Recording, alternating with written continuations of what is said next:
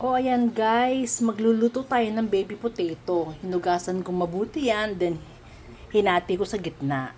Ito lang ang kailangan nating ingredients. Potato, olive oil, rosemary leaves, at salt. At dito tayo magluluto. At paminta pala guys.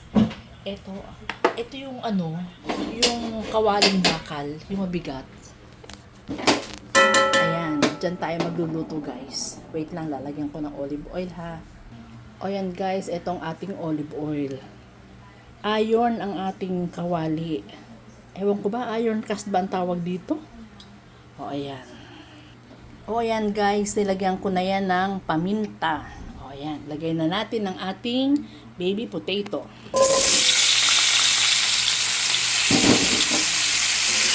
Haluin lang natin yan hanggang sa maluto.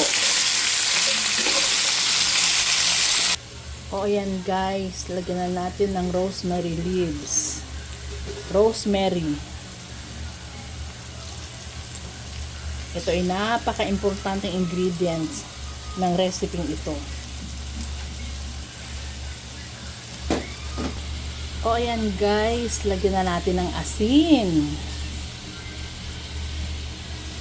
Napakasimple lang ng recipe na yan. At masarap. O yan guys, haluin natin. O yan, basta halo lang tayo ng halo hanggang sa maluto.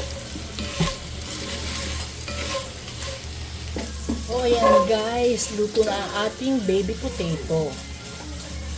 Ayan. Doon naman sa kabila ay magpo-fried rice tayo na mayroong bacon.